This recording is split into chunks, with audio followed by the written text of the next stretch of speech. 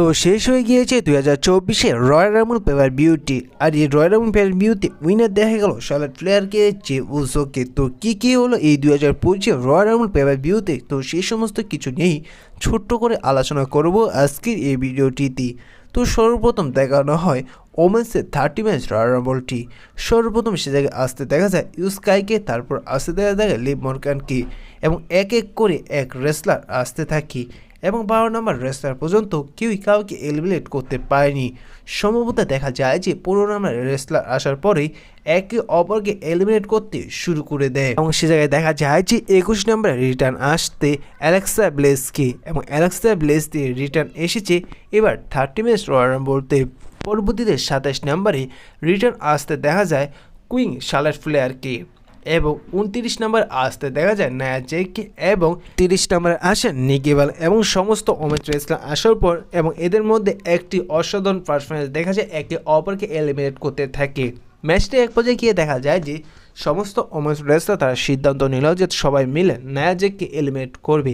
সবাই যখন নায়া জেককে এলিমিনেট করতে যাবে, উল্টো দেখা যায় যে নায়া জেক তিনি 5 থেকে 6 রেসলারকে এলিমিনেট করে দেয়। আর এই ওমেন্সের 30 ম্যাচ রয়্যাল রাম্বলের মধ্যে সবচেয়ে বেশি এলিমিনেট করেছেন নায়া জেক। এক পর্যায়ে শার্লট ফ্লেয়ার এবং সবাই মিলে নায়া জেককেও এলিমিনেট করে দেয়। ম্যাচটির ইন্ডিং নিয়ে যদি বলা যায় যে এবার 2025 রয়্যাল রাম্বল পেপার বিউটি ওমেন্সদের সবাইকে এলিমিনেট করে কুইন শার্লট ফ্লেয়ার জিতে যায়। দেখা যায় 2025 রয়্যাল রাম্বল উইনার হতে রিটার্ন এসে শার্লট ফ্লেয়ারকে। পরবর্তীতে ম্যাচ দেখানো হয় স্ম্যাকডাউনের একটি ট্যাগ টিম চ্যাম্পিয়নশিপের ম্যাচ। তো এই ম্যাচটি দেখা গিয়েছে মোটর সিটি মেশিন গানদের সাথে ডিওয়ের মধ্যে। তো ম্যাচটি এক কথায় অসাধারণ ছিল। ম্যাচটি আমার কাছে ভালোই লেগেছে। দুটো টিমের পারফরমেন্স দেখার মতন ছিল। দুটো টিমে একে অপরকে ভয়ঙ্করভাবে আক্রমণ করেছিল। কোনো টিমে হারার জন্য প্রস্তুত ছিল না।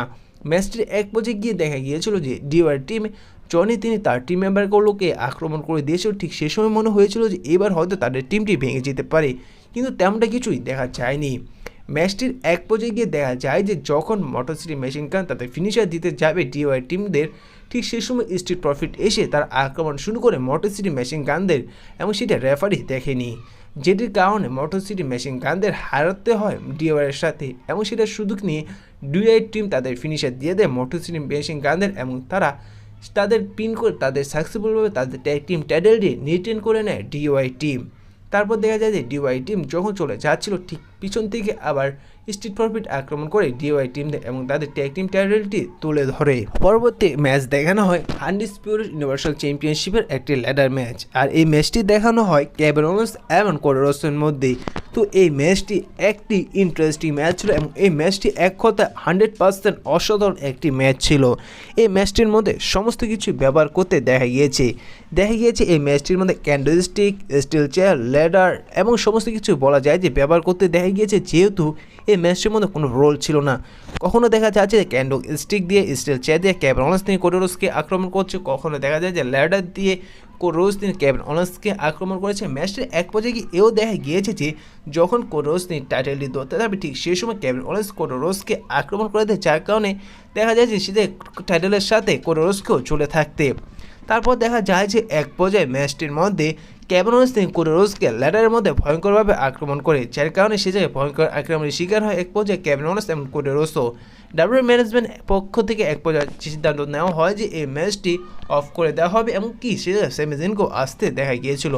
পরবর্তীতে দেখা যায় যে যখন এই ম্যাচটি অফ করতে হবে, ঠিক সে সময় কেভিন ওয়েন্স কোডি রোডস তারা এই ম্যাচটি কন্টিনিউ থাকে, অর্থাৎ ম্যাচটি কন্টিনিউ করতে থাকে। ম্যাচটির এক পর্যায়ে গিয়ে দেখা যায় যে যখন কেভিন ওয়েন্স তিনি কোডি রোডসকে আক্রমণ করতে করতে অ্যানাউন্স টেবিলে নিয়ে যায়, এবং কেভিন ওয়েন্স তিনি কোডি রোডসকে আবার প্যাকেজ পাইল ড্রাইভার যখন অ্যানাউন্স টেবিলে দিতে যাবে, সেটাকে কাউন্টডাউন করে উল্টো কেভিন ওয়েন্সকে ল্যাডারের মধ্যে ভয়ঙ্করভাবে আক্রমণ করে দেয় কোডি রোডস, এবং কেভিন ওয়েন্সের যে মাথাটি রয়েছে ল্যাডারের ভিতরে ঢুকে যায়, এবং কেভিন ওয়েন্সের প্রচুর ব্লাড বেরোতে থাকে, যেটা সুযোগ নিয়ে কোডি রোডস তিনি ল্যাডারের মাধ্যমে সেই টাইটেলটি ঝুলন্ত অবশ্যই সেটি পেরে নিয়ে তিনি সাকসেসফুলভাবে তিনি চ্যাম্পিয়ন থেকে যায়। পরবর্তীতে দেখা যায় যে প্রচুর ব্লাড বেরোতে থাকে কেভিন ওয়েন্সের ফেস দিয়ে, এবং এটা দেখে সেমি জিন অনেকটা রেগে যায়, কিন্তু সে থেকে সেমি জিন কিছু না করলেও পরবর্তী ইস্যুলাইট ইন্টারেস্টিং হতে চলেছে। এবং এর থেকে পরিষ্কার বোঝা যায় যে এবার পরবর্তীতে হয়তো কোরস এবং সেমি জিনের ইস্যুলাইন চলতে শুরু হবে। তারপর দেখানো হয় এই 30 match royal Rumble paper beauty. এই 30 ম্যাচ রয়্যাল রাম্বল শুরুতে আসেন রে মিস্টিরিও, তারপরে আসেন পেন্টা, এরা এসে একে অপরকে রেস্টে পড়ে তারপর রেস্টিং শুরু করে। তারপর দেখা যায় যে এক এক করে রেস্টার আসতে থাকেন এবং একে অপরকে এলিমিনেট করার চেষ্টা করতে থাকেন। তারপর সেটাকে দেখা যায় যে আসেন জেকা ফাটু। তো জেকা ফাটু আসার পর এই ম্যাচটির মধ্যে পুরো গেমে চেঞ্জ হয়ে যায়। এসে তাণ্ডব শুরু করেন জেকা ফাটু, আক্রমণ করতে থাকেন এক এক রেসলারকে, এলিমিনেট করতে থাকে এক এক করে এক এক রেসলারকে। তারপর 16 নম্বর আসতে দেখা যায় আমাদের ওটিসি রোমান রেন্সকে। তো রোমান রেন্স আসার পর রিংয়ের মধ্যে স্পিয়ারের বৃষ্টি হয়ে যায়। এক এক করে রেসলারকে স্পিয়ার দিতে থাকে, এক এক করে রেসলারকে এলিমিনেট করতে থাকে। তারপর সেটাকে দেখা গিয়েছে রোমান রেন্স এবং জেকা ফাটুর ফেস টু ফেস, এবং সেটাকে ব্রন স্ট্রোম্যানকেও দেখা গিয়েছে। ব্রন স্ট্রোম্যান এসে তিনি জেকা ফাটুকে এবার বাজেভাবে আক্রমণ করে জেকা ফাটুকে এলিমিনেট করে দিয়েছে। তারপর কি এও দেখা গিয়েছে জেকা ফাটুকে একটি স্পিয়ারও দিয়েছে রোমান রেন্স। তারপর নাম্বার 23 আসতে দেখা যায় 60 টাইম ওয়ার্ল্ড চ্যাম্পিয়ন জন সিনাকে। তারপর নাম্বার 24 আসতে দেখা যায় সিএম পাঙ্কে, এবং নাম্বার 25 আসতে দেখা যায় সেথ রলিন্সকে, এবং সেটাকে সর্বশেষ আসতে দেখা যায় লোগান পলকে। এবং সবাই রিংয়ে আসার পর একে অপরকে ভয়ঙ্করভাবে আক্রমণ করছে, কখনো রোমান রেন্সকে আক্রমণ করছে, কখনো রোমান রেন্স সেথ রলিন্সকে আক্রমণ করছে। এক পর্যায়ে গিয়ে দেখা যায় যে যখন রোমান রেন্স এবং Seth Rollins face to face হন এবং এদের মধ্যে আক্রমণ দেখা যায়, এবং যখন রোমান রেন্স সেথ রলিন্সকে এলিমিনেট করতে যাবে ঠিক সেই সময় সেথ রলিন্স এবং রোমান রেন্সকে একসাথে এলিমিনেট করে দেয় সিএম পাঙ্ক, এবং সিএম পাঙ্ককে এলিমিনেট করে দেয় লোগান পল। যখন এরা তিনজনের বাইরে চলে যায় তারপর সে জায়গায় দেখা যায় যে সেথ রলিন্স তিনি ভয়ঙ্করভাবে আক্রমণ করে রোমান রেন্সকে, এবং সে জায়গায় এটি পরবর্তী স্টোরিলাইন কী হতে চলেছে সেটি নেক্সট ভিডিওতে আপনাদের জানাবো। এবং সর্বশেষ সে জায়গায় পরবর্তী রিংয়ে থাকে লোগান পল, জন সিনা এবং জে উসো। এক পর্যায়ে জন সিনা তিনি তার ফিনিশার জে উসোকে এবং লোগান পলকে একসাথে দিতে যাবে, ঠিক সে সময় সে জায়গার থেকে সরে যায় জে উসো, এবং জে উসো একটি সুপার কিক দিয়ে দেয় জন সিনাকে। পরবর্তীতে জন সিনা তিনি লোগান পলকে এলিমিনেট করে দেয়, এবং সর্বশেষ রিংয়ে থাকে পরবর্তীতে জন সিনা এবং জে উসো। এক পর্যায়ে দেখা যায় যে জে উসো তিনিও জন সিনাকে এলিমিনেট করে দিয়ে এই 2025 30 মিনিট রয়্যাল রাম্বলটি উইনার হয়ে যায়। এখন দেখার বিষয় জে উসো তিনি কাকে চ্যালেঞ্জ করবে, আর এই জায়গায় যে উসো তিনি এবার রয়্যাল রাম্বলটি উইনার হবে এই বিষয়টা কেউ রেসপেক্ট করেনি। সবাই এই বিষয়টা একেবারে শক হয়ে গিয়েছে যে এবার 2025 রয়্যাল রাম্বলটি উইনার হয়ে। তো এই বিষয়ে আপনাদের কী মনে অবশ্যই জানিয়ে দেবেন।